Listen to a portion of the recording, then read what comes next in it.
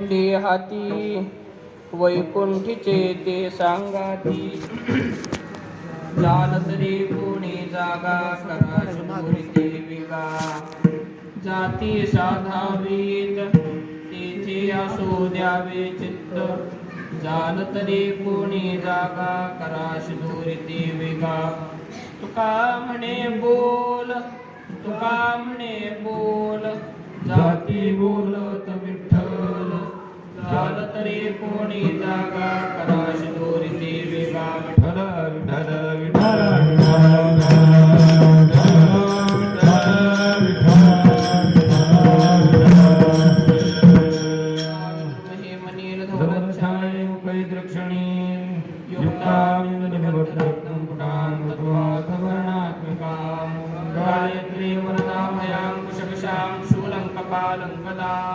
शंखं चक्रमथारविन्दयुगलां हस्तैर्वहन्ति मुजे शुद्धस्फटिकसङ्काशं शुद्धविद्याप्रदायकं शुद्धं पूर्णचिदानन्दं सदाशिवमहं भजे विशुद्धज्ञानदेहाय त्रिवेदी दिव्यचक्षुषे श्रेयप्राप्तिनिमित्ताय नमस्सो मार्गधारिणे मालापात्रे च डमरुशूले शङ्खसुदर्शने दधानं भक्तवरदं दत्तात्रेयं नमाम्यहं यत्र यत्र रघुनाथकीर्तनं बाष्पवारी परिपूर्णलोचनं मारुतिं नमत राक्षसान्तं गुरवे प्राङ् नमस्कृत्य मनोभूतिसमाधिभिः सम्पूज्य च विद्वान् सर्वान् सखान्यान् विदुषो जनानन्दसंसारसमुद्रतार नौकायिताभ्यां गुरुभक्तिलाभ्यां वैराग्यसाम्राज्यपूजनाभ्यां नमो नमः श्री गुरुपादुकाभ्यां विठ्ठल विठ्ठल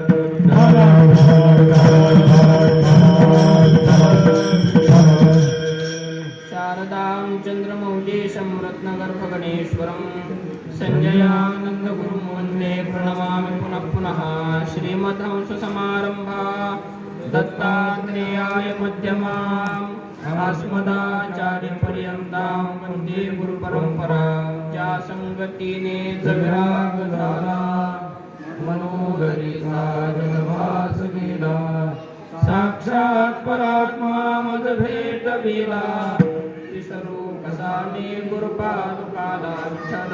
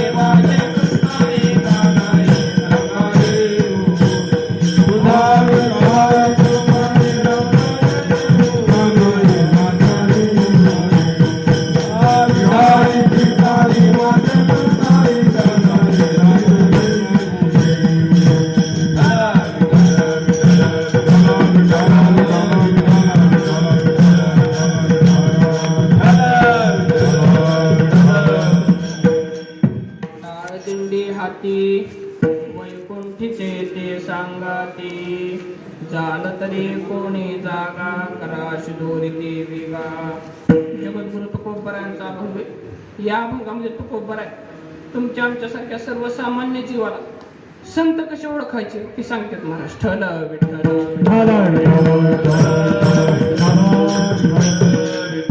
ह्या जगात माणूस अनेक चुका करतो. जन्माला आल्यापासून मरोस्तोवर त्याच्या चुकाच पण नसतात. मग ती कशा कशात चुकतो तर त्यांनी आमच्या सांगितलं. म्हणजे समजा लग्न करताना चुकला इतका काय फरक पडत नाही. समजा महाराज त्याला लेकरं शिकवायची होती आणि त्याच्यात त्याची चूक झाली, ह्याच्यात बी काय फरक पडत नाही. पण जर का माणूस एकदा गुरु करायला चुकला का त्या आयुष्यात वाटोळ झालं महाराज त्याचं.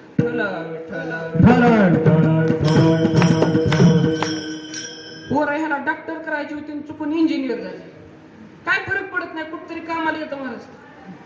ह्याला लग्न कुठं करायचं होतं तिथं नाही झालं, ही बी काय कामाला येत नाही. अनेक गोष्टी आहेत ह्या जगात महाराज. मला शिकायचं होतं ती शिकता नाही आलं, ही पण गोष्ट कामाला येत नाही. पण कामाला येणारी हो एवढी एक गोष्ट आहे, फक्त चुकायचं कुठं नाही म्हणले गुरु करायला चुकायचं नाही. आमचे पोटे स्वामी म्हणून होते महाराज, प्रज्ञानंद सरस्वती त्यांचे गुरु. प्रज्ञानंद सरस्वती त्यांनी 1 वर्ष परीक्षा केली त्यांना गुरु करायचं का नको म्हणून. 1 वर्ष पूर्ण झाल्यावर ते आली महाराज नारळ घेऊन सांगितलं महाराज मला अनुग्रह द्या. प्रज्ञानंद स्वामी म्हणते त्यांचे गुरु महाराज म्हणले हे बघ अनेक 1 वर्ष थांब पण परीक्षा नीटनेटकी कर, गडबड करू नको.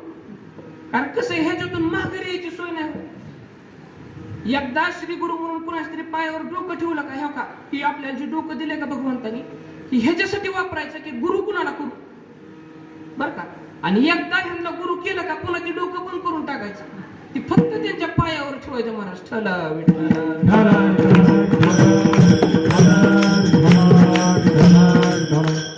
गुरु केल्यावर डोक्याचं काय सुद्धा काम नाही.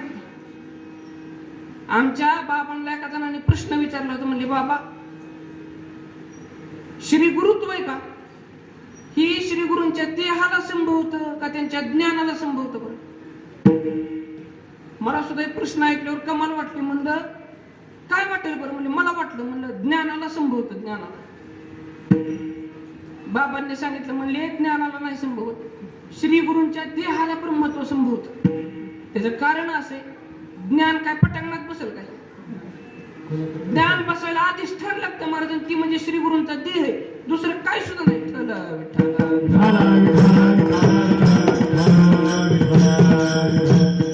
गुरु श्री गुरूंची प्राप्ती झाली आणि आता हे विचार करायला लागला म्हणले माझं चुकलंच, माझं गुरु हे नव्हतं पाहिजे. आमच्याकडे तर एक माणूस होता ती स्पष्ट म्हणायचं तोंडात आमचं गुरु उगाच साधारण नाहीत. अरे इतकं तुला कळत होतं तर केलंच कशाला म्हणते. हे बघा डोकं चालवायचं बंद करून टाकायची एक जिन्नस असते, कधी पण करायचं. म्हणजे श्री गुरूंचे पाय आपल्याला भेटले का आता महाराज तिथून पुढे डोकं चालवायचंच नाही.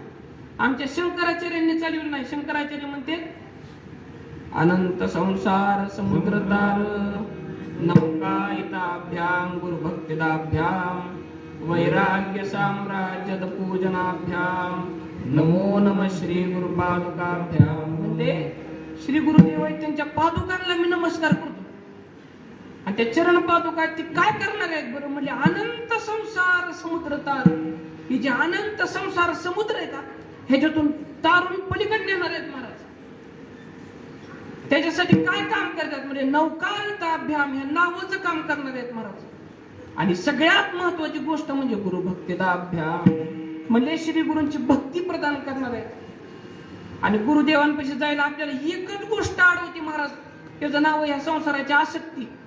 आणि त्याच्यातून बाजूला काढण्यासाठी काय करतात तर वैराग्य साम्राज्य पूजनाभ्याम म्हणजे वैराग्याचं साम्राज्य हा देऊन टाकतात. म्हणून मी त्या श्री गुरुदेवांच्या पादुकाला पुन्हा पुन्हा नमस्कार करतो.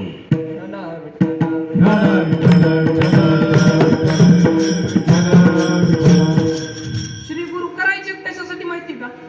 हे बघा ब्रह्मज्ञान ह्याची प्राप्ती होईल म्हणून श्री गुरु करायचे. तुम्ही नीट लक्षात घ्या. आमचं शास्त्र कुणाला पण गुरु म्हणतं. मला पक्वाचं 4 बोल ज्यांनी शिकवलं का ते गुरु आहेत माझ्यासाठी. आपल्याला क क कपाचा क क करवतीचा शिकवलंच की कुणीतरी, त्याच्यामुळे आपल्याला वाचता येते. आता शिरी 4 किलोमीटर कुणीतरी कष्ट घेतल्यात माझ्यासाठी, ती पण गुरु आहेत महाराज. पण सद्गुरु कुणाला म्हणायचं म्हणले जी ह्या डोळ्याने मला ब्रह्म दाखवतात का त्यांना सद्गुरु म्हणायचं. ठला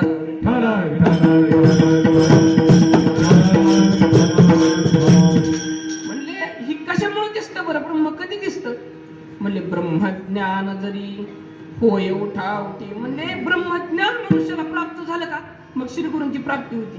पण ब्रह्मज्ञान काय उगाच असंच होतं काय? तुकोबाने सांगते. म्हणले जर का ब्रह्मज्ञान उठीत झालं असतं माणसाला तर मग तरी काय हिमपुटी वेदशास्त्रे म्हणजे कशाला लागत होती? ती कशासाठी निर्माण केली? म्हणजे याजसाठी जप, याजसाठी तप, व्यासे हे अमुक ग्रंथ केले. म्हणजे ह्या ब्रह्मज्ञानाची प्राप्ती होण्यासाठी मला ह्या श्री गुरु ह्या व्यास महर्षींनी अमुक ग्रंथ केलेत. महाराज अमुक आमच्या महर्षी वेदव्यासांनी एक ग्रंथ केलाय त्याचं नाव महाभारत आहे. सगळ्या पुराणांचे शेवट ह्या महाभारताची निर्मिती महर्षी वेदव्यास आहेत त्यांनी केली. त्याच्यामुळे त्यांचं वर्णन करताना असं करते म्हणले नमोस्तुते व्यास विशाल बुद्धे फुल्लारविंदाय तपत्र नेत्र येन त्वया भारत तैल पूर्णः प्रज्वालितो ज्ञानमय प्रदीपः. म्हणले ज्यांनी महाभारत नावाचं तेल घालून ही ज्ञानदीप प्रज्वलित केला. महाराज आमच्या महाभारतात जी गोष्ट नाही का ती ह्या जगात कुठंच नाही असं लक्षात ठेवायचं. जगात जेवढ्या गोष्टी तेवढ्या सगळ्या महाभारतात आहेत.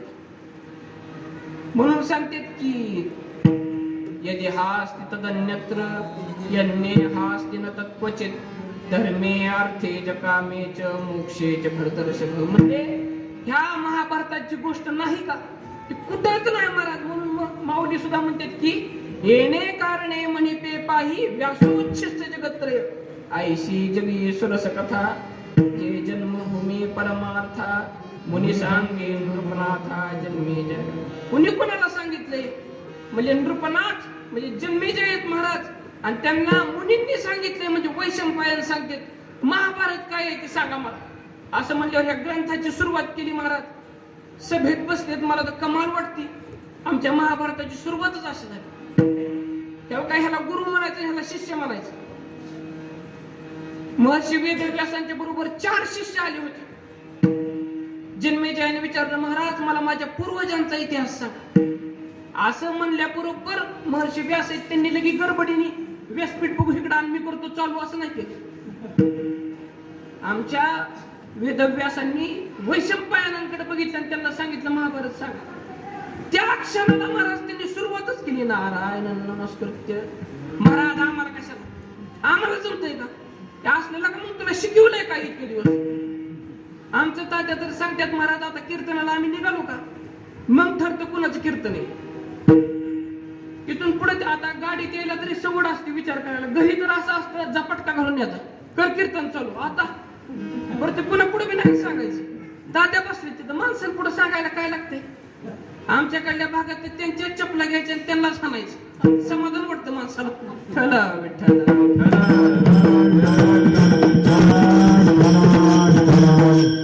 आमच्या तात्यांपुढे बोलायचं म्हणल्यावर प्रत्येक शब्द तोळ्यावर टाकावा लागतो महाराज. तोळ्यावर कीर्तन झाल्यावर विचारतात इकडे इकडे मग तू सांगितलं ते सांग मला आता. आता सांगा बरं. ते कसं आहे महाराज हे आपलं माणसात काय असतं तेव्हा काहीतरी बोलून गेलं तरी तुमच्या ध्यानात राहत नाही माझ्या ध्यानात राहत नाही. काय सांगितले पुढच्या वर्षी मी येऊन पुन्हा हेच आपण घेतलं तरी तुमच्या ध्यानात नाही राहणार. हे कोणता आपण घेतला होता? आपण काय अभ्यासावर गय होय.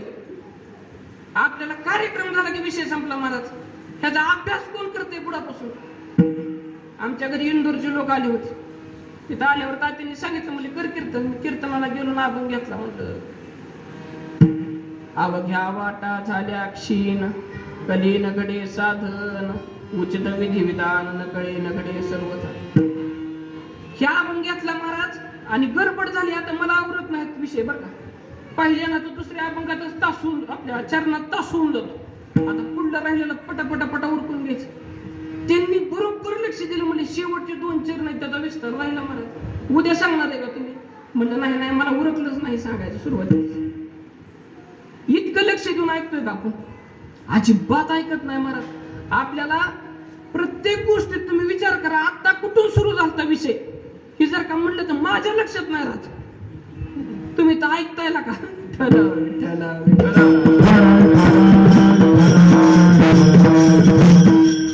आमच्या महर्षी वेदव्यासांनी ह्याच्यासाठी शास्त्रांची निर्मिती केली की ब्रह्मज्ञान मनुष्याला झालं पाहिजे.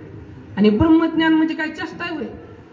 हे ब्रह्मज्ञान जर का व्हायचं असतं तर महाराज एकच व्यक्ती जे आपल्याला हे प्राप्त करून देऊ शकतील त्यांचं नाव श्री गुरु विठ्ठल.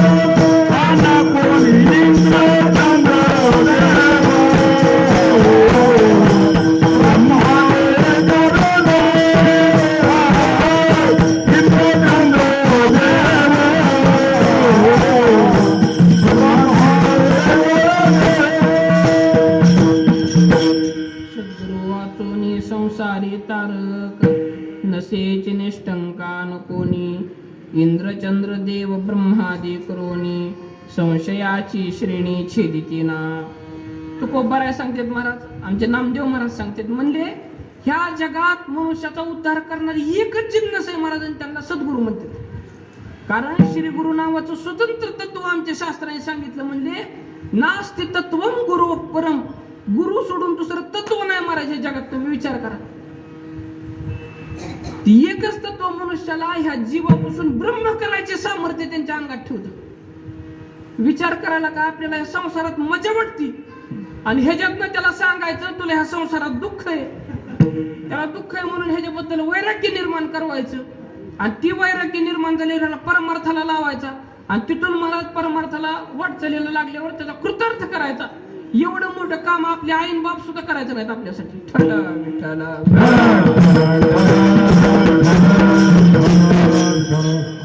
लय जीव लावणारी आई वाटते माणसाला, लय जीव लावणार. पण आमचे तुकोबाराय सांगतात महाराज, हो का त्या आईचं जर काय ऐकायचं मुलांनी सोडून दिलं, फक्त झोपून राहतोय घरात, त्या आईला सुद्धा ती पोरग नको नको होत, बापाला ती पोरग नको नको होत. पण श्री गुरु इथलं का कोणत्या बी अवस्थेत आपल्यावर दयाच करतात, दुसरं काय करीत नाही. आई पोराला जन्माला घालतील, त्याचा दोष बुजते महाराज. जन्माला आल्यावर श्री गुरु त्याला पोटात घालते. माय बापे पिंड पाळीला माया, माय बापे पिंड पाळीला माया, माय बापे पिंड पाळीला माया, माय बापे पिंड पाळीला माया, जन्म मरण जाया संत संगा,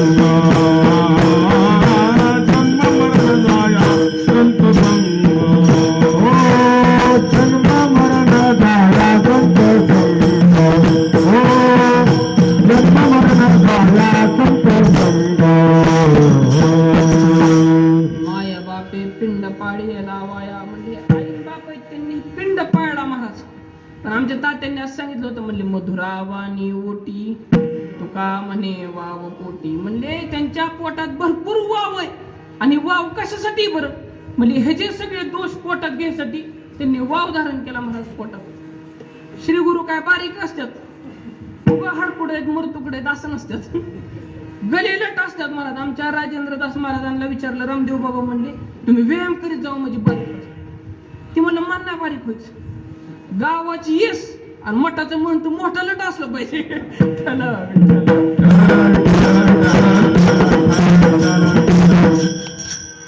कशासाठी करतात बरं? त्यांना कशात बी सुख आहे. आपला विषय चालला होता, आपल्याला सांगायचं संसारात दुःख आहे. आता महाराज लोकांचं पटत का नाही माणसाला, तुम्ही नीट विचार करा बरं का. महाराज लोकांचं म्हणजे माझ्यासारख्या नाही बरं का. जी साधू पुरुष आहेत का त्यांचं लोकांना का पटत नाही, त्याचं कारण असे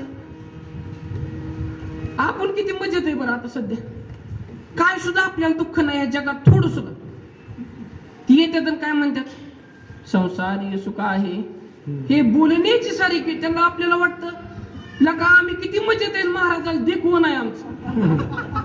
अक्षरशः तुम्हाला खोटं बोलत नाही. आमच्याकडे एक माणूस ह्याच भाषेत बोलला होता, म्हणला आमचं चांगलं चाललंय तर महाराज लगेच सांगतात मला संसारात दुःख आहे म्हणून. आला का त्यांना काय माहिती तुझं काय चाललंय ते. ज्याचं चांगलं चाललं होतं का त्याला पूर्ण भाकरी घालीत नाही, त्या अक्षरशः डोळ्यांनी बघितलेलं उदाहरण आहे. काय चांगलं चालू आहे महाराज, जे आता सध्या दिसतंय का आपल्याला चालू आहे चांगलं, हे चांगलं नाही बरं का. याचा परिणाम काय होणार आहे ते एकदा ध्यानात घ्यायचं नीट. बाबा ह्याचा शेवट इतका भयानक होणार आहे की ती माऊलींनी तरी एकदा सांगितलं, म्हणले आहा संसार ऐसा दारुण. का त्यांनी सांगितलं दारुण कशाला म्हणायचं. तुम्ही एकदा नीट विचार करा, ह्या संसारात दुःख नाही. माऊली मध्ये ह्या संसारासारखं दारुण दुसरं काय नाही. ज्याच्यातून बाहेर निघायचं अत्यंत कठीण आहे का. आमची वैतरणी नदी त्याला दारुण म्हणतात महाराज. नरकात जायच्या वाटेवर यायची 1 वर्ष लागतं ह्याच्यातून पलीकडे जायला, 1 महिना लागतो. विचार करा, ही दारुण आहे बघा. ह्याच्यात जर का पडलं तर रक्त पुई त्याने वाहती ती. त्याच्यात तीक्ष्ण मगरी येतात महाराज, लोखंडाचे दात आहेत त्यांच्या, अशा डोळे फोडतात, हात फोडतात पलीकडे निघाला तर. तेव्हा का ही तरुण जायला ह्याला दारुण म्हणायची, ही जी दिसती का ती. आणि तसला दारुण ही संसार आहे. म्हणजे आम्हाला दिसत नाही, म्हणजे तुझ्यापाशी आज्ञा नाही म्हणून तुला दिसत नाही. संसारात बरं वाटतंय, बरं का वाटतंय. ती खरूज म्हणून एक रोग आहे बघा. तुमच्याकडे काय म्हणतात मला माहित नाही, खरूज म्हणतात का. ती जर का झाला का नाही तर खजवल्यावर बरं वाटतं. ही जी बरं वाटतंय का वडकाची रोगीट आहे, कुठे बी हात आपल्याला खजवल्यावर बरं वाटतं का. मला नाही बरं वाटत. त्याला का बरं वाटतं, म्हणलं हे रोगात आहे आता सध्या. त्या रोगाचा परिणाम असा होतो, त्याला उदबत्ती पोळी का तरी पोळत नाही, असलं कातड तिथलं मिरची होऊन जात. आता सध्या खजवल्यावर बरं का वाटतंय, म्हणला तू रोगात आहे म्हणून. नीट झाल्याचं काय लक्षण आहे, म्हणला खजूच वाटना तर वडकायचं आता नीट झालं. तसं संसारात आपल्याला मजा वाटते का नाही, ही खरूच झालेली आहे आपल्याला.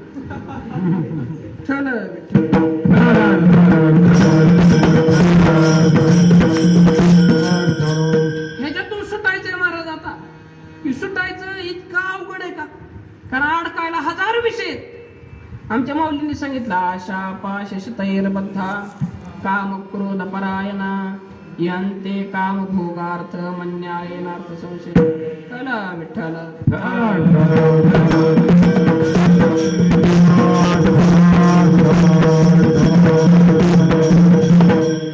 आशेच्या शेकडो पाशांनी बांधला गेलेला मनुष्य महाराज. ही कम 2 पाश नाही त्यात, एका आशेचे शेकडो पाशे ठल.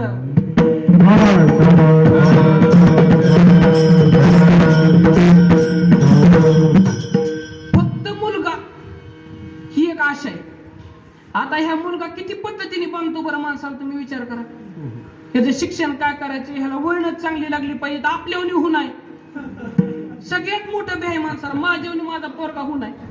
तुम्ही बी विचार करा, मला तर 1000 बरे वाटलं. म्हणलं आपला पोरगा का त्याच्या पुढे 10-15 फोटो टाकायचे, त्याच्या का आपला टाकायचा. आणि पोराला म्हणायचं ह्याच्यातलं तुला कोणासारखं व्हायचंय, ती पोरगा मरल पण आपल्या फोटोवर हात नाही ठेवायचा. कारण आमचा बाप कसला आहे का तसलं मला नको व्हायचं असं त्याला वाटत असतं. आणि बापाला सुद्धा वाटतं पोराने माझ्यासारखं होणार का, ते चांगलं हवं. कारण आपण काय ते आपल्यालाच माहिती, माणसांना काय माहिती, त्या बिचारांना काय सुद्धा माहित नाही. तसं महाराज ह्याच्यातून एक मुलगा आहे, ह्याच्या अनंत आशा येतात आणि असल्या शेकडो पाशांनी बांधला गेलेला आहे. म्हणजे किती मोठं झालं जाळ, एकदा विचार करा तुम्ही.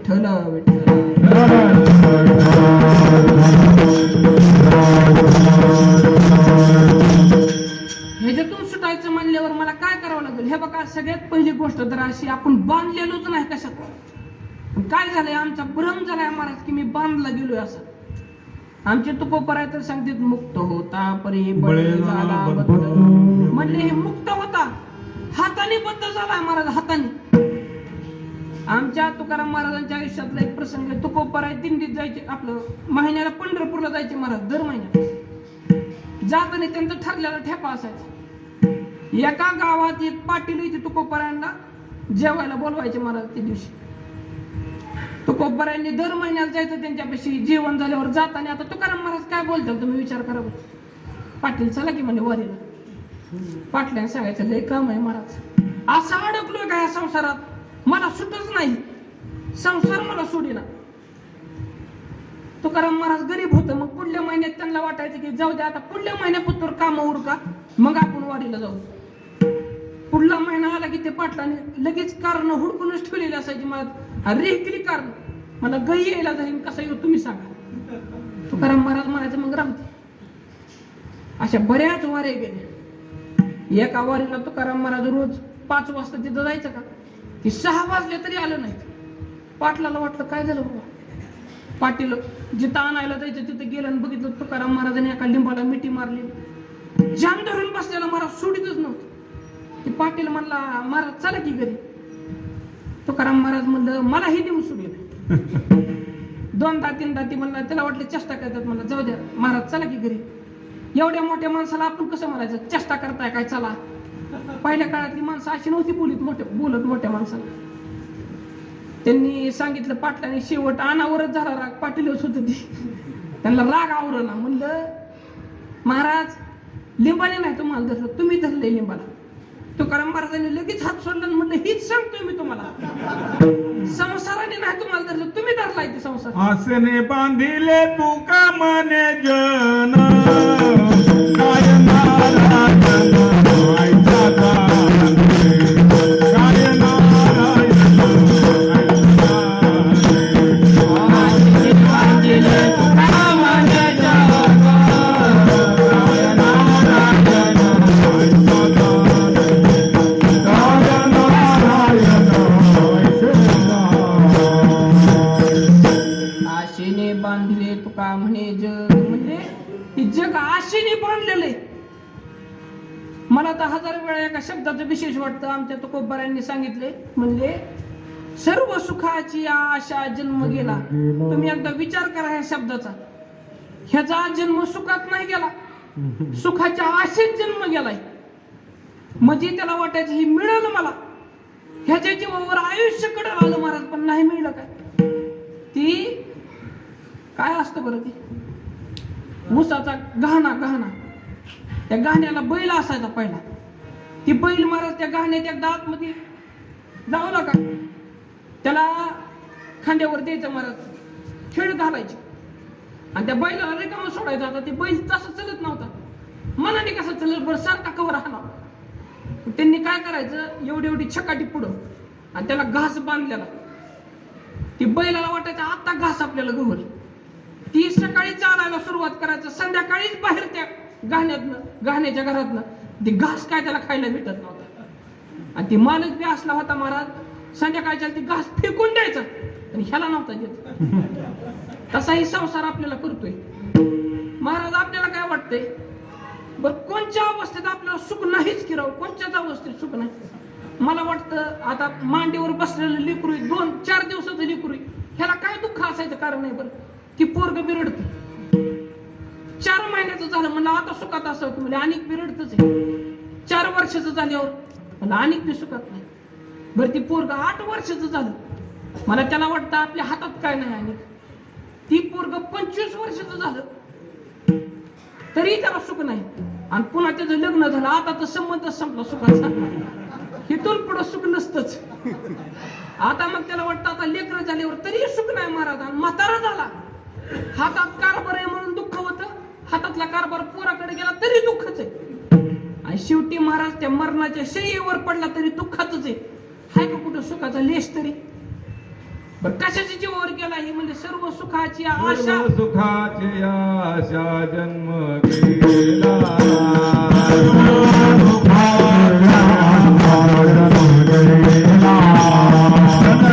मुक्ती यज्ञ नाही केला.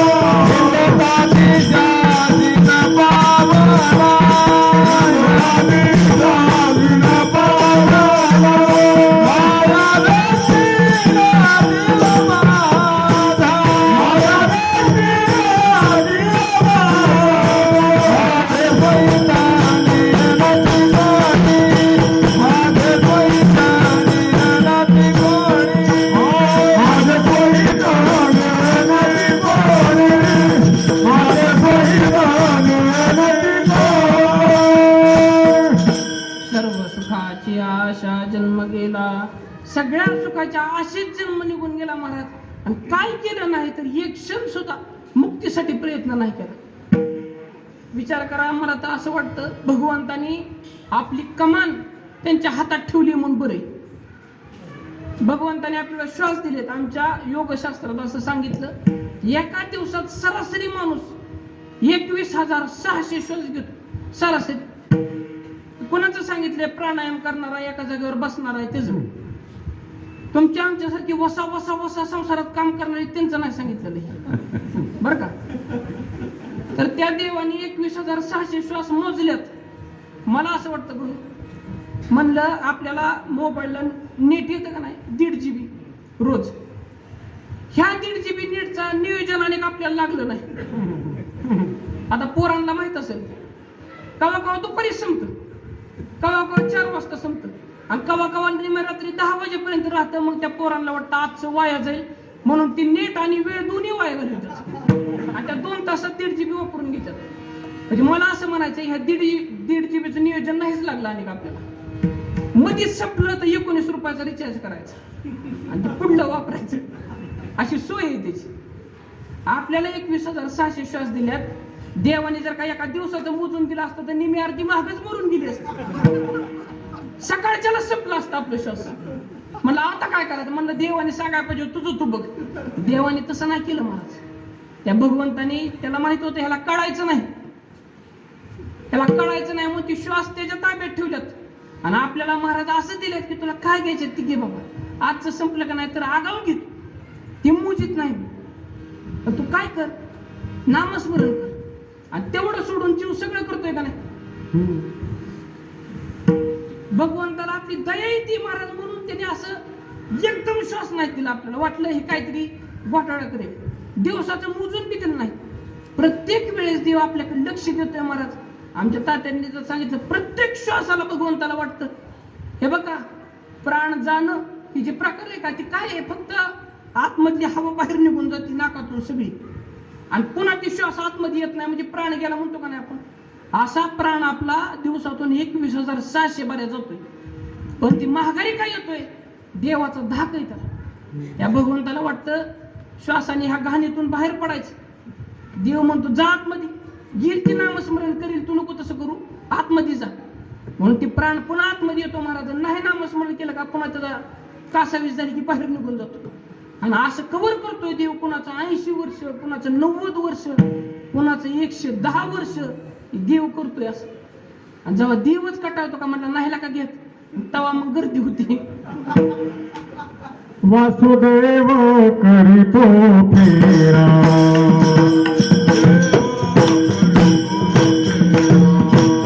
वाडियात बाहेर दारा, वाडियात बाहेर दारा, कोणी काहीतरी दान पुण्य करा, कोणी काहीतरी दान पुण्य करा, जाऊन द्या तरी दात माझा राजा, वासुदेव करीतो फेरा, वासुदेव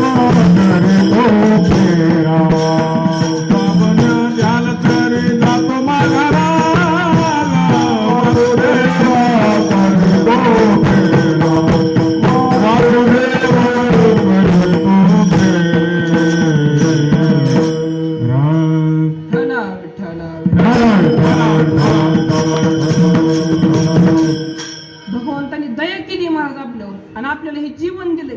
तुम्ही एकदा विचार करा, ह्या जीवनाने काय करावं बरं मनुष्याने. एकच गोष्ट करावी महाराज, की भगवंताची प्राप्ती करून घ्यायसाठी जी जमल का ती करावं. त्याच्यापेक्षा पुढे जाऊन असं सांगायचं की महाराज ब्रह्मज्ञान ज्यांनी मिळेल का ती गोष्ट केली पाहिजे. आता ब्रह्मज्ञान प्राप्त व्हायला कोण लागतं बरं, म्हणजे गुरु लागतात. आता ते गुरु कसले असले पाहिजेत ह्याचा तुम्ही विचार करा. परमार्थ करायला अनेक मार्ग आहेत महाराज. आमच्या भगवान शंकरांनी पार्वती देवींना 125 कोटी उद्धाराचे मार्ग सांगितले. किती? 125 कोटी. भारताची लोकसंख्या आहे तेवढी. प्रत्येक जणांनी एका रस्त्याने गेला तरी उद्धरून जाईल, एवढे मार्ग आहेत. पण मला असं म्हणायचं, समजा एखाद्या माणसाला नवीनच परमार्थाला लागायचं आणि त्यांनी जर का विचारलं महाराज परमार्थ म्हणजे काय हो, आता तुम्ही एकदा विचार करा परमार्थ कशाला म्हणायचं. होय, पुथी वाचणारे आहेत का तुमच्याकडे? आहेत का? रामायण वाचायची गोवी पहिली, पुन्हा दुसऱ्यांनी सांगायची, त्याला पुथी सांगणारी म्हणतात आमच्याकडे. ह्यांना विचारलं उद्धाराचा काय मार्ग आहे, ते म्हणतात तू पुथीत ये. लक्ष्मण शक्ती लावीत जा, दिवस उगवलं नारळ फोडायचं लगेच, आणि आमच्यासारखं बसायचं, चप्पल पाळायची आणि रात्रभर जागायचं, जमलं तर उभं राहून ऐकायचं. हे परमार्थच आहे. बरं महाराज, भजन करणारे त्यांना विचारलं, ती म्हणत्याल कीर्तनाचं पुतीचं काय खरं नाही. तू का म्हणे ते भजन प्रमाण काय थोडं पण जाळायचं ते सांगतात आपल्याला, की फक्त भजन कर म्हणजे तुझा उद्धार होईल. मग भजन करताना आधी पुढं म्हणत जा, पुन्हा मागं म्हणत जा, तुझ्या घरी ठेवीत जा, आम्ही सगळी येत जाऊ, सांगतात ती काय तुला. कीर्तन करणारा माझ्यासारखा एंटम बॉय, त्याला जर काही विचारलं ती म्हणेल तू माझा पटका वागवीत जा, कारण तू कीर्तन करायला लागले मी काय करायचं. कीर्तन करायला विचारलं ते असंच सांगेल, म्हणला तू माझ्या बरोबर राहत जा आणि ऐकत जा. आता विचार करा, आपल्याला माहिती की एका गावात होणाऱ्या 4 गोष्टीत आहे, बरोबर का? एकाच गावात होणाऱ्या 4 गोष्टीत कोणत्या रस्त्याने जायचं आपल्यासारख्या येड्या दुबळ्यांनी? म्हणून तुकोबारायांनी सांगितलं उद्धाराचा एकच मार्ग आहे महाराज, पंढरीच्या लागा वाटे सखा भेटे विठ्ठल. आता बाकीच्या मार्गांची निंदा नाही, पण आपल्याला फक्त ह्या एका मार्गाचा विचार करायचा आहे महाराज, की पंढरपूरच्या वाटाला लागला आता साधक. आता विचार करा, पंढरपूरला जाताना साधुईत कुणाला ओळखायचं? बरं कसं ओळखायचं महाराज हे साधुईत म्हणून? कारण आमच्या परमार्थाचे 2 भाग आहेत असे शास्त्र सांगतं. एक बहिरंग परमार्थ आहे आणि दुसरा अंतरंग परमार्थ आहे महाराज. बहिरंग परमार्थात सगळे येत 1,200 कोटी मार्ग बहिरंग परमार्थात येतात, आणि अंतरंग परमार्थात एकच गोष्ट येते महाराज, त्याचं नाव श्रवण आहे, दुसरं नाव मनन आहे, निदिध्यासन आहे आणि साक्षात्कार आहे. एकाच गोष्टीला जोडलेल्या आहेत 4 गोष्टीला. सगळ्यात पहिल्यांदा त्यांनी काय करावं लागतं? श्रवण करावं लागतं. आणि साधू कळतो का? देव का श्रवणातच कळतो, कारण साधू ओळखायचं दुसरं काहीच महाराज कसोटी ह्या जगात दुसरी नाही. साधू कसा ओळखायचा? कीर्तन करणारा साधू म्हणल्यावर आता आपल्याला तर पटेल का ते? म्हणला असत्याला बरं का काय काय बोटावर मोजणारी, पण सगळे कीर्तनकार म्हणजे साधू नाहीत, ही तुम्ही सांगचाल बसलेली आम्हाला. बरं म्हणले भजन करणारे साधू आहेत का? मला तसा काय सांगता येत नाही त्याच. तुकोबारायांनी एका अपंगात सगळ्या साधूंची झडती घेतली. म्हणले भस्म उधळणे नव्हती संत, संतांचे आप्त नव्हती संत. म्हणले संतांचे आप्त आहेत म्हणून संत असतात का? म्हणजे तसं अंगावर भस्म उधळून घेतात म्हणून संत आहेत का? म्हणजे तसं सुद्धा नसतं. मग म्हणजे उभा गण लावणारा संत, आडवा गण लावणारा दैत्य, असं काय आहे का? संत ओळखायची ही कसोटी नाही महाराज. संत कशावर ओळखायचे असतात? म्हणले ज्याच्या पुढे श्रवणाला बसल्यावर सगळ्या वृत्ती शिथिल होत्यात महाराज, आणि एका सुद्धा वृत्तीला पुन्हा प्रश्न राहत नाही, त्याला साधू म्हणायचं.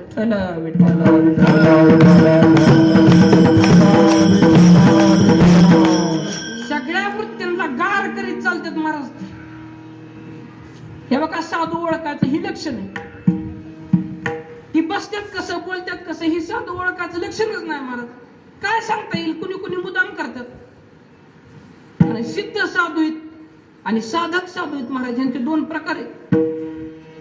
कीर्तन बी असल्यांनी करावं, एक तर सिद्ध आहेत त्यांनी कीर्तन करावं, नाही तर साधक आहे त्यांनी कीर्तन करावं महाराज. साधकाकडून अभ्यास करतो काय करायचा आहे, आणि सिद्धांकडून अनुभव कळतो.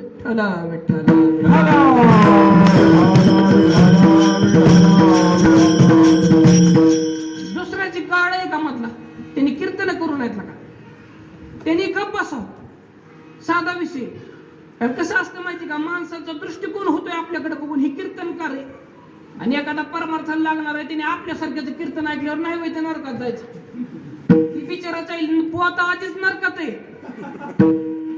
ही जी बुवा आहे का ती नरकात कशामुळे? आमच्या तात्यांनी एक गोष्ट सांगितली. म्हणले बाकीच्यांना 4-4 झपकं कमी हाणतो, येऊ का कमी हाणतो? म्हणला बिचाऱ्यांना माहित नव्हतं रे, त्यांना काय सुद्धा माहित नव्हतं परमार्थातलं. तू त्याला का कंबर बांधून सांगत होता की? तू कंबर बांधून सांगून तो केलं नाही होय. मला 1000 वेळा वाटतं, म्हणलं तुळशीला पाणी घालीत जाईल, तोंड मोठं करून तुम्हाला सांगायला बोनी घालावं का नाही आधी?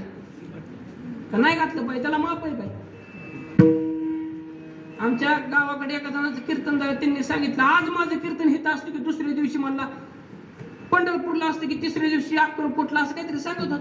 आता मी विचार केला, म्हणलं हे तुळशीला कावा पाणी घालीत असेल बाबा, एक माळ जप कावा करीत असेल.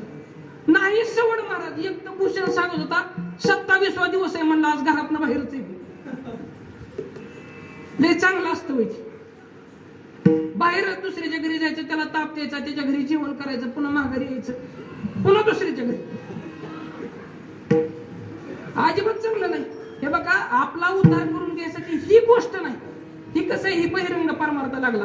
आमच्या तात्यांनी एक गोष्ट सांगितली होती, म्हणले पंढरपूरला जाणं, टाळ घेऊन उभा राहणं, कीर्तन करणं, हे काय आहे माहिती का?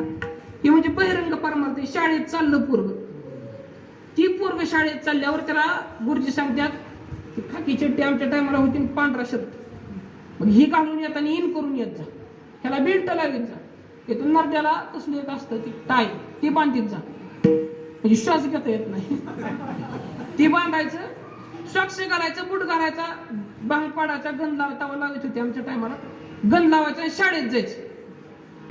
ही म्हणजे शाळा आहे का? म्हणला ही शाळेचा बहिरंग आहे. आता गुरुजी सांगेल ते शिकायचं, ही अंतरंग झाला.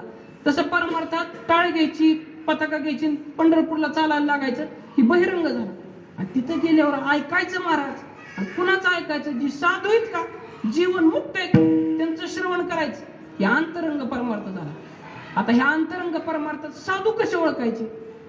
आमचे महाराज सांगते, त्यांच्या हातात 2च गोष्टी असतात फक्त. म्हणजे एक टाळा असतो आणि दुसरी दिंडी म्हणजे पताका असते. आता लक्षात घ्या बरं का, ही टाळ नावाची जी जिन्नस आहे का, ती ज्ञानोबरायांनी, तुकोबरायांनी ह्याच्याबद्दल इतकी श्रद्धा महाराष्ट्रातल्या लोकांना बसवून दिली का? आता आपण ती बसवून घेतो का नाही मला माहित नाही, पण असा आमचा त्या दिवशी विषय झाला. ह्याच अभंगावर कीर्तन होतं. म्हणलं पाठीभर लिंब आहेत बर का, त्या लिंबाला 200 रुपये भाव चालू आहे किलोनी. 200 रुपयाला 4 लिंब असा भाव चालू आहे त्याला. आणि पाठी भरून लिंब गावली. पण काय झालंय, त्या सगळ्या लिंबाला काजळ लावले, त्याच्या सोया खूप असल्यात, त्याच्यावर हळद आणि कुंकू टाकलेलं आहे. खरं सांगा, आपण म्हणू बाबा भीक लागलेली बरी, पण ही लिंब नको घ्यायला. कावड्याच्या माळा हातरलेत, त्याच्यावर हाडूक ठेवलंय एखादं. आणि की ध्यानात काय काय असतं, ह्याला आपण हात लावू का? म्हणा किती बी असू दे, फुकट असू दे, आपल्याला नकोच ती. पण आपण कुठतरी चाललोय, जाता जाता आपल्याला टाळ पडलेला दिसला, पकवाज पडलेला दिसला, आपण काय करू बडे इमानदारी? ती उचलायला लाज नाही वाटायची, भीती नाही वाटायची, वाटली मंदिरात नेऊन ठेवू, कुणाच तरी पडला असेल, एवढं करू का नाही? थोडा आत्रा बुवार करी असलं तर म्हणजे जाऊ द्या, घरी नेऊन नातवाला खेळायला होईल, असं काहीतरी करू. पण तिची भीती नाही वाटायची मला. आणि दुसरी गोष्ट, त्याच्याबद्दल श्रद्धा उत्पन्न होईल. आणि नसली होणार तर तुकोबरायांनी आपल्याला सांगून ठेवले, म्हणजे विठ्ठल टाळ, विठ्ठल दिंडी, म्हणजे पांडुरंग परमात्मा म्हणजे प्रत्यक्ष टाळ आहे. तुम्ही लक्षात घ्या. आमच्या माऊलींच्या दिंडीत टेंबूकर म्हणून एक जण आहेत, त्यांचं कीर्तन चालू होतं महाराज. कोणाच ती पकवाज वाजवत होती. पकवाज वाजवायला ती पकवाज उतरला होता. पकवाज लावायचा गडबडीने, त्यांना काय हातोडी सापडणार. तिथं महाराज ती कंबर बांधून टाळ घेऊन उभं राहिले. पकवाज उतरलाय असं बघितलं की पटकीने पुळू पुळू झालं महाराज. त्यांनी आपल्यापासून टाळ दिला, म्हणजे महाराज पकवाज लावा. पकवाज होता, त्याने सांगितलं, म्हणजे आमच्या फडावर टाळ आणि पकवाज नाहीत लागत. असं सांगितलंय तुकाराम महाराजांनी. विठ्ठल टाळ, विठ्ठल दिंडी, म्हणून आम्ही पकवाज लावित नसतो असं म्हणल्यावर त्यांनी सांगितलं, म्हणजे तुमची परीक्षा घेत होतो तेव्हा हातोडी खिशातून काढली त्यांना दिली. म्हणजे ह्यानी लाव, पण मी तुमची परीक्षा घेत होतो, गडबडीत तरी तुम्ही लावता का टाळ आणि पकवाज, ही बघायची होती. आणि आम्हाला विचारा की टाळ आणि गुळ फडतात. एका बाजूने जिथं गाडी पण पडली होती, मागच्या गाडीला एक टाळ बांधलेला आणि पुढल्याला एक उडीत चालवली होती. ही श्रद्धा आहे आमची टाळाबद्दल. ठला विठ्ठल.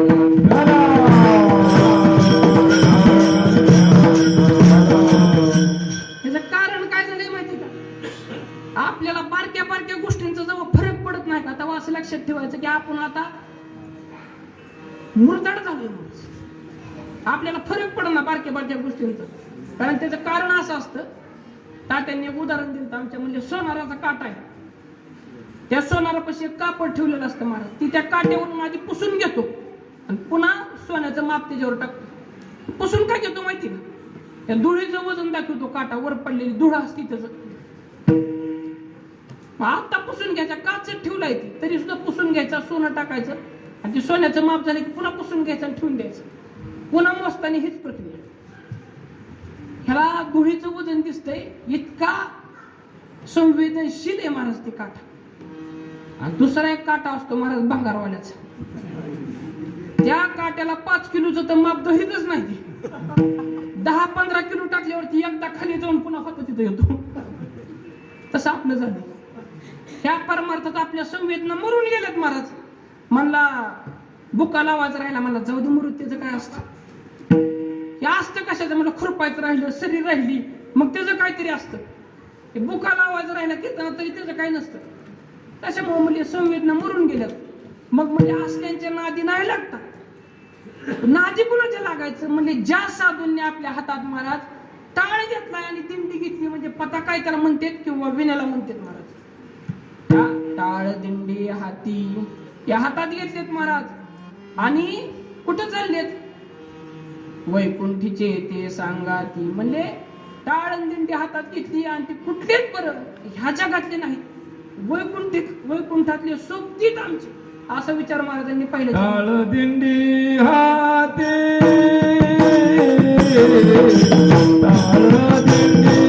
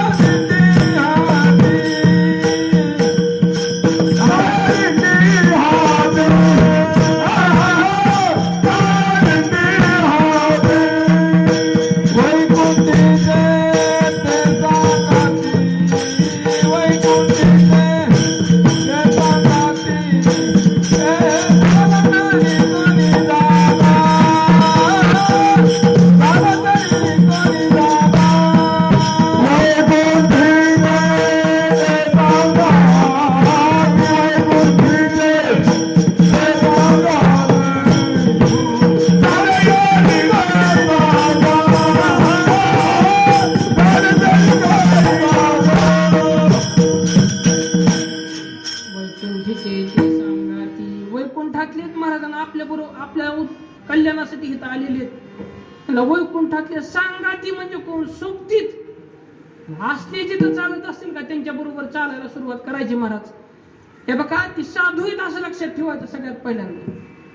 श्री गुरु म्हणून कुणाची शरणागती करायची, जी वैकुंठातून माघारी आले, आपल्या उद्धारासाठी इथं आलेत, त्यांच्या अंगात काय काय लक्षणं असतील बरं. आला का स्वर्गातून जरी माणूस माघारी आला तर त्याचं वर्णन आमचं शास्त्र असं करतं, म्हणजे स्वर्गस्थितानां जीव लोके चत्वारि चिन्हानि वसंती देही दान प्रसंगो मधुराजवानी देवार्चनम ब्राह्मण तर्पणांच. जी स्वर्गातून माघारी आलेत का लोक, जे स्वर्गात राहतो त्यांचा जन्म ह्या पृथ्वीवर झाला, त्यांच्यापाशी 4 लक्षणं असतात आमच्या शास्त्राने सांगितले. म्हणले दान प्रसंगो, त्यांना काय आवडतं म्हणजे द्यायची वृत्ती असते त्यांच्यापाशी, काय पण देऊ वाटतं मला. द्यायच्या प्रसंगाची वाट बघणं, त्याचा विषय असा आहे की देणं सहज आपलं ही गोष्ट वेगळी आणि द्यायचा प्रसंग महाराज निवडून आणणं आपल्यावर घेणं आमच्या कर्णाच्या आयुष्यात ती प्रसंग होता बघा. त्या कर्णाला दान द्यायची प्रवृत्ती असली होती का? भगवंतानी एक दिवशी कौतुक केलं अर्जुनापुढे, म्हणले अर्जुना दान द्यावं ते कर्णानेच. आता विचार करा, देवाने कोणाचं बी नाव घ्यायला पाहिजे होते दुसऱ्या कोणाचं बी. दुर्योधनाने दान द्यावं, मी दान द्यावं असं म्हणलं असता का देव? अर्जुनाला काय सुद्धा वाटलं नसतं. नेमकं वायऱ्याचंच नाव घेतलं. तुझ्यापेक्षा भारीच देतोय म्हणल्यावर तर अर्जुनाचं पाणीच झालं मला सगळ्या अंगाचं. म्हणलं मग जाऊन भारी. त्या अर्जुना त्या कर्णाचा विषय सांगितला भगवंताने. म्हणले हे बघ, कर्ण एक दिवशी हजमत करायला बसला होता. पुढं बसलाय महाराज, ती हजमत करणारा, इकडं कर्ण बसलाय. कर्णाच्या डाव्या हाताला पाण्याची वाटी होती, ती ब्रश बुडवायची. सोन्याची वाटी होती. पुढून बसलाय नावी, त्याच्या उजव्या हाताला होती, कर्णाच्या डाव्या हाताला होती. एक ब्राह्मण आला महाराज त्यावेळेस. राजे लोक काय पाठच उठत नाहीत, ते दमाने उठतात. ब्राह्मण आला आणि त्याने आल्यावर विचारलं, म्हणले कर्णाकडे बघितलं, कर्णाचं लक्षच महाराज तिकडे. ती लगेच वळली तिथून माघारी निघाली. कर्णाने हाक मारली, बाई देवा देवा इकडे. कशासाठी आलतो तुम्ही? कर्णाने त्या देवाने सांगितलं, म्हणजे मी आलतो काहीतरी कामासाठी, पण तुम्ही आता हजमत करताय, तुमचं होते मी पुन्हा सांगतो. नाही नाही म्हणले, आता सांगा काय. त्यांनी सांगितलं मला दान पाहिजे होतं. त्यांनी लगेच ती वाटी उचलली महाराज, पाण्यात किसळली ना अशीच त्या देवाला देऊन टाकली डाव्या हाताने. ती पुढे बसला होता कारीगर, त्यांनी सांगितलं, म्हणजे हसला ती चेष्टेत, मला डाव्या हाताने दान दिलं. त्याने सांगितलं ही वाटी उजव्या हातात येऊस तर मी मेलो तर. मला असं वाटतं एक क्षण सुद्धा उशीर नाही झाला पाहिजे दान द्यायला. मग म्हणजे ही वृत्ती करण्याची असं कुणी सांगितलं? आमच्या भगवंताने अर्जुनाला सांगितलं महाराज. असं ऐकल्यावर अर्जुन म्हणले, देवा मी सुद्धा तसलं दान करून दाखवणार तुम्हाला, ह्या दानाची प्रवृत्ती अंगात आणून दाखवणार. देव म्हणले नसतं का जमत? ती म्हणले बघा तुम्ही. देव म्हणलं बघतो. झालं महाराज, आता बऱ्याच दिवस झाले अर्जुन विसरी पडला. एक दिवशी सकाळीच पाऊस चालू झाला. आजचा दिवस पूर्ण गेला, बारीक रिप रिप रिप रिप बंदच नाही. दुसरा दिवस उगवला, त्या दिवशी बी पाऊस बंद नाही. तिसऱ्या दिवशी सकाळी आला की एक ब्राह्मण महाराज कर्णाला मागायला, म्हणले आपलं अर्जुनाला मागायला, म्हणले देवा मला दान पाहिजे. त्यांनी सांगितलं या या देवा बसा. अर्जुनाच्या लक्षातच महाराज आता की आता द्यायचं ह्याला काहीतरी, मागा तुम्हाला काय पाहिजे. देव म्हणले मला काय सुद्धा तुझी कशी संपत्ती नाही, दान नाही, काय नाही, काय मला फक्त वाळलेली 4च लाकडं दे. माझं यज्ञाचं नडलंय, तू दिली तर मला लगेच चालू करता येईल. असं ऐकलं महाराज. अर्जुनाने गेला की लगेच स्वयंपाक. कुठे जाऊ आता आपण? अर्जुन म्हणला सेवकाला नाही सांगायचं, आपला आपण जायचं. स्वयंपाक घरात गेला आणि बघितलं तर तिथल्या माणसांनी चुलीत लाकडं घातलेली आणि 4 लाकडं जी लागायची ती शेकायला ठेवली होती कडाला. म्हणलं आता ही संध्याकाळी घेऊ त्यात. गेला अर्जुनाने सांगितलं 4च लाकडं द्या. म्हणलं देवा एक सुद्धा लाकूड नाही, सगळी चुलीत आहे. इकडं हुडक तिकडं हुडक केलं. आता मला चिड्या सापडल्या असत्या, वस्त्र सापडली असते, लाकडं कुठं सापडायचं.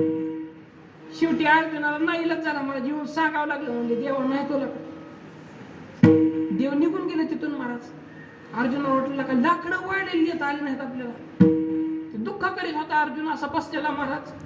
आणि थोड्याच वेळात तिने बघितलं तर पुन्हा 2 गडी डोक्यावर नाही उचलण्याचा भारा लाकडं घेतले निघाले आणि त्यांच्या मागून ही देव निघालं. अर्जुनाने हाक मारली, म्हणले इकडे इकडे इकडे. कुठून आणली ही लाकडं? म्हणले अहो कर्णापाशी गेलो मी आता. त्याने कुठं दिली? म्हणला एका तुमच्यासारखाच ते पलंगावर बसला होता, मी लाकडं पाहिजेत म्हणले की अशीच लाद घातली महाराज पलंगाला, कडा कडाच मोडला. आणि 2 गडी त्यांच्या डोक्यावर बांधून दिलं आणि सांगितलं म्हणजे देवाच्या घरी पोच करत. अर्जुनाला पलंग मोडा बिहान होती वाटत, पण त्याच्या डोक्यातच आलं नाही की बाबा ही बी जमल म्हणून. कोणाच्या डोक्यात येत? जरा द्यायचं सवय आहे का त्याला? तुम्ही बघा की कवा नाही वाढणारी माणसं आहे तर ती वाढायला आली. देऊ का नको देऊ का नको, मग आम्ही हातानेच देत असतो. कवर लाजाव ह्याला, पोटाला मरायचा कार. आधी महाराज लोक नुसत्या भातावर यायचे, त्यांना चपात्या सुद्धा कुणी घालीत नाही. आणि त्याच्यात बहिणी वाढू का नको करायचं म्हणल्यावर ही वृत्तीच नाही महाराज आपली. स्वर्गातून आलेली त्यांची दान द्यायची ही प्रवृत्ती असते. तुमच्याकडल्या भागात काय सांगायची गरज आहे काय? महाराज मदन महाराज म्हणून झाले, सगळं घरदार ऐकलं ना, अख्खं वारकरी जीव घातली त्यांनी. चोंगरकरांचं ताते त्यांनी एक गोष्ट सांगितली होती. म्हणले पंढरपुरात गेले हजामत करायला, त्यांना ती साबण लावली तिथल्या नाव्याने. साबण लावल्यावरती म्हणलं किती रुपयाला दाढी? म्हणलं 5 रुपयाला. ती म्हणलं पुसपुस ती माझं 4 वारकरी जेवतील एवढ्याच. म्हणलं का आपल्याकडे त्यांना नाही देऊन हाय का कोणाच्या अंगात ही शक्ती? कोण करू शकतं? ही साधू करतात महाराज, दुसऱ्या कोणाच्या अंगात ही ताकद नसते. स्वर्गातून माघारी आलेली त्यांची ही वृत्ती, आणि जी वैकुंठातून आलेत आणि त्यांचा आपल्याला वैकुंठातून माघारी आले ह्याचा अर्थ करताना आमच्या तात्यांनी 2-3 अर्थ केले ते महाराज माग. म्हणले भागवतात विषय चालू होता. दुर्लभो मानुषो देहो देहिनाम क्षणभंगुरः तत्रापि दुर्लभम मन्ये वैकुंठ प्रिय दर्शनम. वैकुंठ प्रिय दर्शनम ह्याचा अर्थ सांगताना आमच्या तात्यांनी सांगितलं. म्हणले ज्यांना वैकुंठ म्हणजे कोण? भगवान विष्णूंना वैकुंठ म्हणतात महाराज. विष्णू सहस्रनामात नाव आहे त्यांचं वैकुंठ पुरुष प्राण. मग ही वैकुंठ प्रिय दर्शन म्हणजे कोण आहेत? म्हणजे ज्यांना भगवंताकडेच बघायचं आवडतं, फक्त दुसरं काय बघत नाही. दुसरी गोष्ट वैकुंठ प्रिय, ज्या भगवंताला ह्यांचं दर्शन प्रिय असेल, ह्या दोघांना एकमेकाचं दर्शन आवडतं असले जे वैकुंठ प्रिय आहेत हे साधू आहेत. तसे महाराज ही वैकुंठातले सांगातीत म्हणजे ज्यांचा मित्र देव आहे, जे देवाचे मित्र आहेत आणि देवाकडे निघल्यावर आपली जी मैत्री करतात का त्यांना वैकुंठीचे ते सांगाती असं म्हणायचं. आता महाराज सांगतील ह्यांच्याकडे जर का तुम्हाला जायचं असलं तर, कारण झालं तरी कोणी जागा तुकोपरा सांगते तुम्हाला जायचं असलं तर जावा बरं का. हे तर काही आग्रह नाही महाराज, तुम्ही जावाच. आणि आपण जाऊ तसं सांगितलं मग तर नाहीच जायचं. मला साधू म्हणतात पंढरपूरला जा म्हणजे काहीतरी डाव आहे ह्यांचा लागा, तिथं पंगत घालायला लावायची असेल आम्हाला असं वाटतं आपल्याला. म्हणून तुकाराम महाराज म्हणतात तुम्हाला जायचं असलं तर जावा. कारण हे बघा साधूंची प्राप्ती होणं ही सगळ्यात मोठी गोष्ट आहे. हिथून पुढे अनेक काय होत नसतं. साधूंची प्राप्ती झाल्यावर साधू निघालेत म्हणून तुला जायचं असलं तर जा. कारण साधू मिळाल्यावर तप करणं, व्रत करणं, तीर्थ करणं हे दोष आहे. साधू इथला काय एवढं मोठं हे काय करू झिंडतोय? आम्हाला बापूने ही गोष्ट सांगितली होती. ठला विठ्ठला महाग कीर्तनात विषय झाला. बापू जायच्या आदल्याच 2-3 महिन्यापूर्वीच मला वाटतं शिवरात्रीला आले होते. शिवरात्र होती, सगळेजण घेऊन आले ते गाडीत. आल्यावर त्या दिवशी थांबले महाराज. 3-3:30 वाजता आले, सगळं उरकलं त्यांचं. तात्यांपाशी बसले, बोलले. आमचा अभिषेक चालू होते देवाला. संध्याकाळचा अभिषेक झाला. आम्ही सगळ्यांनी शिवरात्र केली. शिवरात्र म्हणजे फक्त पाणी प्यायचं, दुसरं काय सुद्धा नाही. चहा नाही, दूध नाही, फराळ तर नाहीच. असं झाल्यावर महाराज सकाळपासून शिवरात्र आलेली. किती वाजले होते? संध्याकाळच्या 8 वाजले. पहिली पूजा झाली बाबा देवाची. कीर्तन संपलं लवकरच होतं कीर्तन, 6 ते 8. कीर्तन झाल्यावर सगळेजण फराळीला बसली. तात्यांच्या कडेला बापू बसले होते. तात्यांनी आम्हाला बोलवून घेतला. तात्यांना माहित होतं ही उद्योग करतात काहीतरी पोरं मनाने. तात्यांनी बोलवलं, म्हणलं फराळ केली का? आता नाही म्हणावं तरी पंचायत, होय म्हणावं तरी पंचायत. मग आम्ही आपलं काहीतरी टाळाटाळ केली, बोलायची, निघून गेलो तिकडे. तात्यांनी दुसऱ्यांदा बोलवून घेतलं. मग दुसऱ्यांदा जरा दुसरा गेर टाकला तात्यांनी आमच्या. ती दुसरा गेर म्हणजे ज्यांना तात्यांचा स्वभाव माहिती त्यांना माहित असेल. म्हणजे पहिले जी प्रेमाने बाळांना जेवला का असं विचारलं होतं का? दुसऱ्यांदा मग आधी 2-4 मंत्र, तुम्ही जेवला का? पुन्हा 2-4 मंत्र म्हणजे शिव्या. विचारलं जेवला का तुम्ही? आम्ही म्हणलं नाही जेवलो. तात्या म्हणलं बसा. आता त्यांनी पुढेच बसवलं आम्हाला, बसवलं फराळीला. आम्ही फराळीला बसल्यावर बापू कडला बसलो तात्यांच्या. ती म्हणलं पोरांनो तात्यांचं लक्ष आहे बरं का तुमच्याकडे. ह्या गोष्टी तात्यांपाशी नसताना करायच्या असतात. तात्या आहेत का ना? आम्हाला नका म्हणलं उपास नाही तापास नाही हो का. ह्यांनी भाकरी वाटल्या तर लगेच खावा. त्यांनी सांगितलं साधू मेल्यावरची व्रत करणारा माणूस आहे का ते मूर्ख आहे महाराज. साधू मेल्यावर ह्याची काय गरज नाही. हे कवा करायचं असतं म्हणजे साधू नाहीत तवा. या केशवानंद पण तिथे एक महाराज राहायचे, त्यांचा एक शिष्य होता. आता त्या भागात कार्यक्रमाला आलं का माणसांनी आपलं आपलं साधन करीत बसायचं. आता महाराजांच्या मठात गेल्या माणसाला काय कामं नसतात. घरी 10 मिनिटात जरी रोजचं वाचन होत असलं तिथं मात्र सकाळी चालू केलेलं 12 वाजूस्तोवर चालतं. तुळशीला पाणी गंध सगळं झाल्यावर त्या पोराला बघून वाटलं आपण काहीच करीत नाही. ती ती पोरगा एक दिवशी जपाला बसला, जप करायला लागला आणि तात्यांनी सांगितलं माळ संपत आलेली, आणि त्या महाराजांनी लागली का हाका मारायला सुरुवात. म्हणजे केशा कुठे गेलाय कुठे गेला, 5-7 वेळा हाका मारल्यावर महाराज आज त्याला जप फुसतर बोलायचं नव्हतं आणि 2च मणी राहिलं होतं. जप फुसतर त्या महाराजाला कोणतरी सांगितलं म्हणजे इथं पलीकडेच बसलाय आणि जप करतोय. महाराजांनी अशा शिवी दिल्या का 2-4 सांगितलं म्हणजे मी मेल्यावर जप कर, मी आहे का नाही त्यावर माझ्यापाशी बसत जातो, कारण तुला आता माझ्यापासून जी भेटेल का ती पुन्हा जप करून सुद्धा भेटणार नाही. साधूंच्या संगतीत महाराज त्यांच्याबरोबर जेवण्याची सुख येतं का ते पुन्हा 8-8 तास बसून सुद्धा भेटत नाही बरं का. ठेवला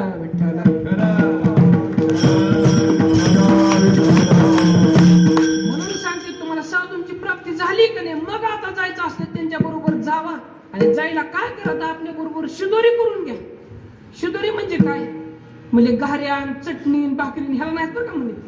हे बघा जप करणं तप करणं वाचन करणं हे सगळं ह्याच्यासाठी करायचं आम्हाला साधूंची संगती भेटावं, त्याला शिदोरी म्हणते. तो कोपारा म्हणते की ती शिदोरी तुम्ही गडबडीने करा, असा विषय दुसऱ्याचा झालं तरी कोणी जावा, झालं तरी कोणी जावा,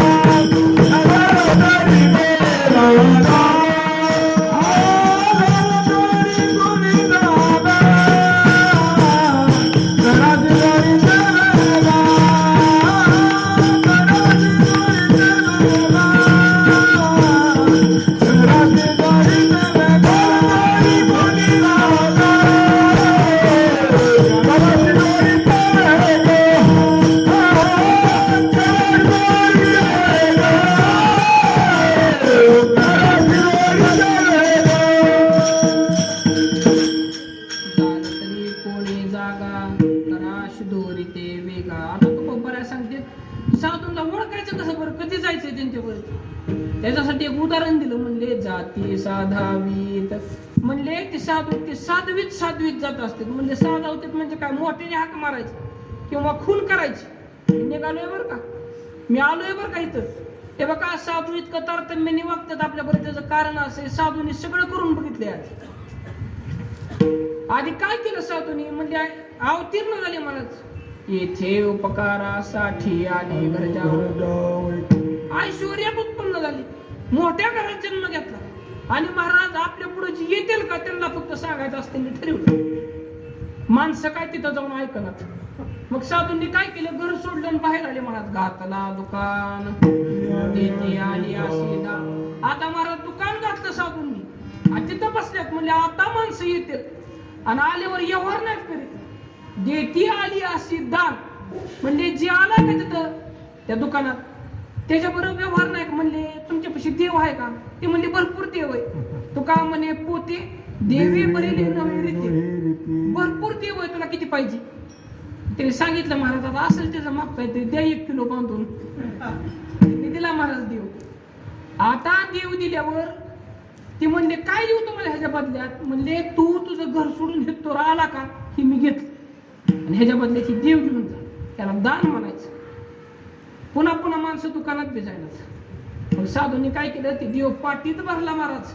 आणि तुमच्या आमच्या सारख्याच्या दारात आले तर मग ते देव घ्या कुणी, देव घ्या कुणी, आयताला घर पुसून. म्हणजे देव पाटीत करून दारात आले तर म्हणते देव घ्याला का कुणीतरी देव घ्या. तुम्ही आम्ही काय घरातनं उत्तर देतो म्हणजे देव न लगे देव कशामुळे नको म्हणजे जागाच नाही आमच्या घरात. मग काय भरलंय तिथं बाबा, ती परमात्मा भरलेला असावं लय मोठा म्हणून तुला देव नको, ब्रह्मज्ञान भरले म्हणून देव नको. म्हणजे नाही नाही नाही, आमच्या घरात चिंध्या भरल्याच. आमच्या तात्यांना एका गावात एक जण म्हणला होता, म्हणले महाराज ह्या गावातलं कुणाचं बी आणि काय बी मला विचार.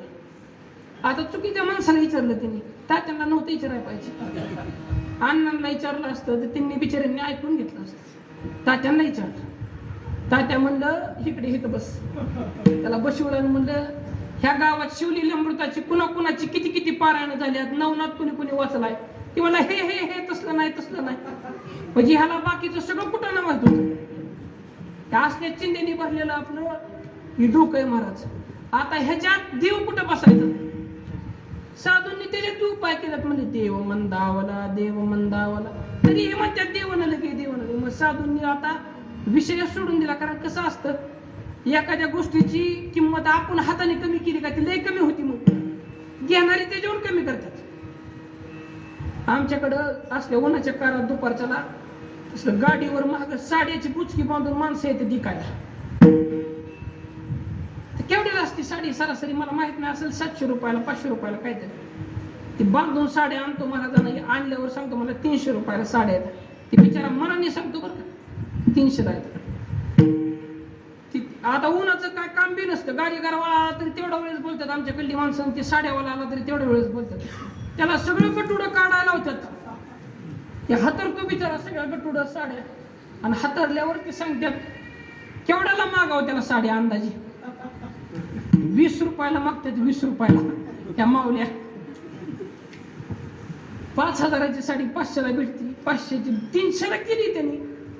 ही 20 रुपयाला का मागते, ही दुर्दशा ह्याच्यावर का आली. ती बिचारा सगळ्या देऊन निघून जातो बर का. ही दुर्दशा ह्याच्यावर आली कशामुळे, कारण ह्याने आपलं सगळा माल बोचक्यात भरला आणि दारात गेला म्हणून. तुम्ही मला एक गोष्ट सांगा, सोनाराने सोन्याचा भाव उतरला मग का पाटीत सोनं भरून तुमच्या दारात आणले काही काय. ती म्हणला कुजू ती माझी, तुला दारात नाही येणार गड्या मी. एकच धंदा असला करेल का ते आयुष्याचं बिनगोर होईल त्याच्या. कवाच आपल्या मालाची किंमत कमी करीत नाही. घरात कुजू देतो पण दारात येत नाही महाराज आपल्याला काय. तसं साधूंनी आता अटकली केल्या. म्हणले तारतम्याने बोलतात साधू ह्याच्यात, म्हणजे तुम्हाला यायचं असतं तर या, तुमच्या खायची प्यायची जबाबदारी माझ्यावर नाही. करा शुतो रीती वेगा ती मी तुमच्यावरच टाकली. आणि म्हणले जाताना मी तुमच्या घरी येईल आणि तुम्हाला घेऊन जाईल असं समजू नका बरं का. मग साधू काय करते तर जाती साधावी ही सांगत सांगत जाते, तर रस्त्याने जाता जाता अय चल रे बाबा निघालोय. हे लई मोठं उपकार झाला म्हणायचं त्यांचा आपल्यावर. त्यांनी आपल्याला हाक मारू. आणि तो कोपऱ्या म्हणते ह्या गोष्टीकडे तुम्ही लक्ष ठेवा, तिथे असू द्यावे चित्त. ती साधावी जाते तिथं चित्त असावं बरं का आपले. काय साधवितात बरं साधू. आमचा असा विषय झाला, म्हणलं ही वासुदेव नावाचं प्रकरण आहे आमच्या साधू संतांनी लिहिलं.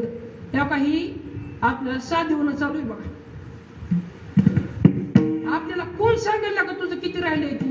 तो कोपऱ्या सांगतात महाराज गेले टळले पारतीन, गेले टळले पारतीन, काय निन सुरा निन शिराजून, काय निन सुरा निन शिराजून, जागे होऊन करा पायदान, जागे होऊन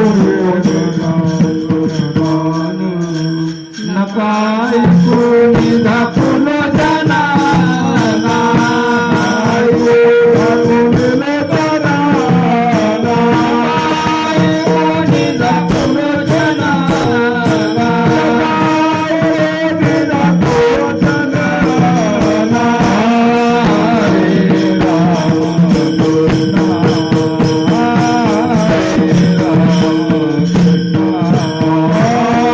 हरे राम कृष्ण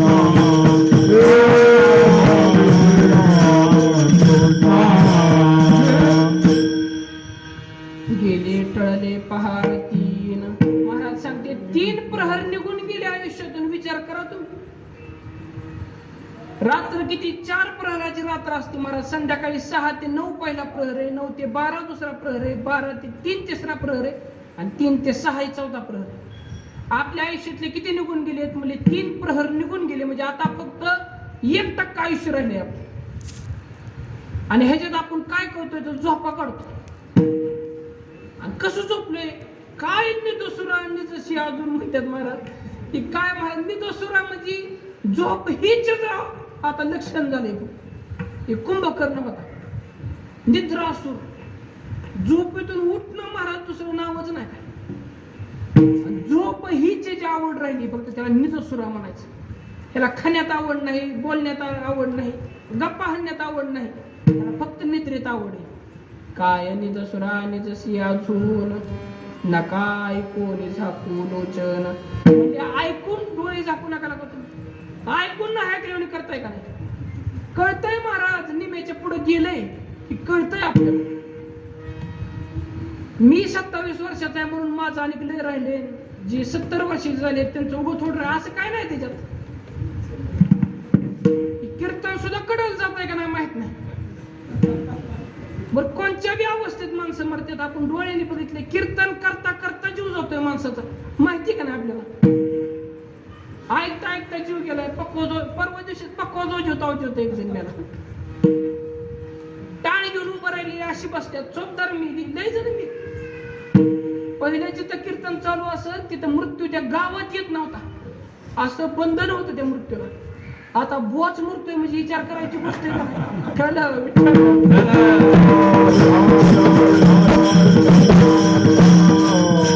कारण ह्या कीर्तनात माणसाला काय सुद्धा शुभाशुभ राहिलेलं नाही महाराज. बाळ कीर्तन मध्ये तर एक जण म्हणले त्याला काय काकड्याचा अनुभव आहे का, त्याला काय हरिपाठाचा अनुभव आहे का, त्याला काय वारीत चाललाय ती एखादा नियम कडला नेलाय त्यांनी. माणसाला फक्त कलाकार बघायच्यात महाराज. त्यांना एखाद्या रेडाला कीर्तन करायला लावलं का नाही त्याची सुद्धा गर्दी होईल माणसाची.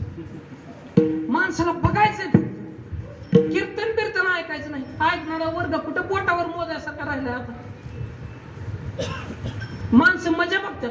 सापवल्याचा खेळ जितक्या आवडीने बघतात काय तितकं सुद्धा आवडीने कीर्तन ऐकत नाही माणसं. सापवल्याचा खेळ म्हणजे काय असतो की तोंडाने सांगतो सापवाला खड्याचे पैसे होत नसतात बरं का, आणि ते बघतो आपण थांबून. त्या सापवल्याच्या पोरालाच त्याच्या बापाचं कौतुक नसतं आणि ते खेळ बघाय आपण थांबतो आणि त्याला पैसे देतो खेळ झाल्यावर. ह्या चालीची माणसं आहे आपण. आपल्याला काय कीर्तन कळायचं का, आपल्याला श्रवण म्हणजे काय कळतंय का. श्रवण नावाची भक्ती आमच्या शास्त्राने सांगितलेली. श्रीमद भागवतात तिचं वर्णन केलंय, तिला पहिला दर्जा दिलाय महाराज. श्रवणम कीर्तनम विष्णू स्मरणम पादसेवन अर्चनम वंदनम दास्यम सख्यम आत्मनिवेदन. विचार करा, ज्या भक्तीला पहिला दर्जा दिलाय म्हणजे श्रवण नावाची भक्ती सगळ्यात पहिली भक्ती. आणि जी भक्ती मनुष्याने केल्यावर 7 दिवसात त्याचा उद्धार झाला. श्रवणे परीक्षिती तरला भूपती, श्रवणे परीक्षिती तरला भूपती, श्रवणे परीक्षिती तरला भूपती, श्रवणे परीक्षिती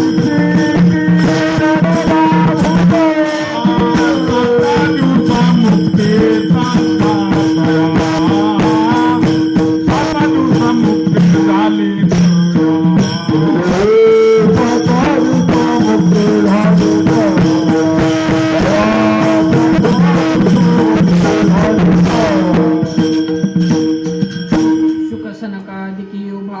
भूपती. कुणी कुणी हात वर केलेत म्हणजे शुकाचार्यांनी सनत कुमारांनी 7 दिवसात तुझा उद्धार होईल. कशाने झालाय? श्रवणाने झाला महाराज. किती कीर्तन ऐकल्यातलं का आपण. परीक्षितीच्या आयुष्यात इतकं नव्हतं. एकदा बसला आणि 7 दिवसात सगळा विषय संपला. आपल्या इतकी कीर्तन महाराष्ट्राच्या पाठीवर कुणी ऐकली असतील, इतकं ऐकलेली माणसं आहे आपण. मोठे मोठे सिद्धांत आपण असं मागं लावल्यात, किती बी मोठा सिद्धांत. देह मी नाही हे काय बारका सिद्धांत आहे म्हणजे आपण सगळ्या कीर्तनात ऐकून मागं टाकलेला आहे, तरी आपल्याला काय फरक पडत नाही. श्रवण नावाची भक्ती रावती करावं लागते. ही करायला काय करावं लागेल बरं म्हणजे महाराज तुम्ही विचार करा. सगळ्या गोष्टीचा त्याग करून फक्त या भक्तिमय जीवन मनुष्याचं व्हायला पाहिजे. ह्यासाठी अख्खं आयुष्य आपदावं लागतं. आणि तेवढं सोडून माणूस सगळं करायला तयार आहे. आताच आपला विषय झाला का नाही, म्हणले सर्व सुखाची आशा जन्म गेला, क्षण एक मुक्ती यत्न नाही केला. एक क्षण देवा केला का मुक्तीसाठी, म्हणजे एक क्षण सुद्धा नाही देत. म्हणून सांगते की साधू आहेत का ती आशा आपल्याला बोलवून घेत्यात, चलाच बरं का तुम्ही, तुमच्याशिवाय काय खरं नाही माझं, असं नाहीत करीत. ही जाती साधावीत आणि ती कधी बी जात्याल तसं काय नाही. म्हणून सांगते तेथे असो द्यावे चित्त, तिथंच फक्त लक्ष असलं पाहिजे तुझं. ही दक्षता आपल्याला सांगितली महाराज. कारण आमचं शास्त्र असं सांगतं, आपला विषय चालला होता म्हणले 3 प्रहर निघून गेलेत आयुष्यात, 1 प्रहर राहिले. आणि शेवटचं जे प्रहर आहे का त्याला ब्रह्ममुहूर्त म्हणतं आमचं शास्त्र आहे.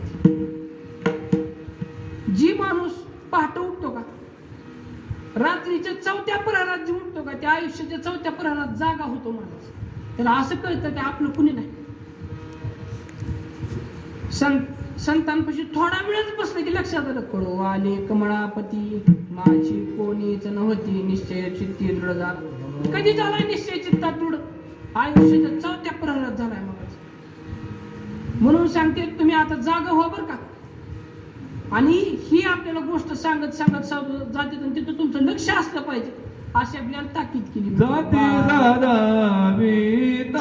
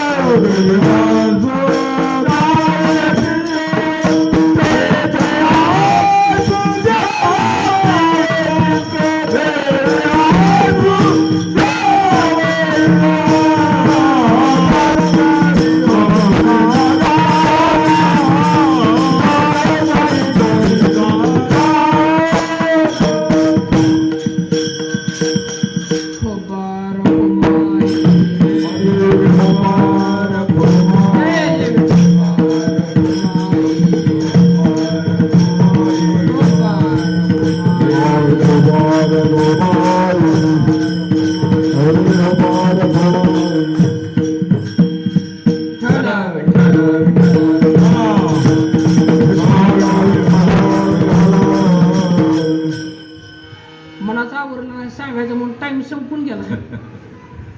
आता तुकोबाला सांगतात मला, तुका म्हणे बोल जाती बोलत विठ्ठल. म्हणजे त्यांच्या सगळ्यात महत्वाचा एक गुण सांगितला मला. ती काय करतात बरं, ह्या मुखाने एकच बोल बोलत असतात महाराज. कोणता तर जाती बोलत विठ्ठल. कारण विठ्ठल नावाचा जे मंत्र आहे का ते कुणी बी घेत नाही महाराज. भाग्यवंता छंद म्हणे कोडकानी ऐकती. म्हणले विठ्ठल विठ्ठल मंत्र सोपा करी पापा निर्मूळ. पण कोण म्हणतं हे कुणी बी नाही म्हणत. म्हणले भाग्यवंता छंद म्हणे कोडकानी ऐकत. तसं महाराज ती भाग्यवान आहेत. ती कानाने ऐकलं तर ह्याच मंत्राचं कौतुक ऐकतात कानाने. फक्त कोड म्हणजे कौतुक.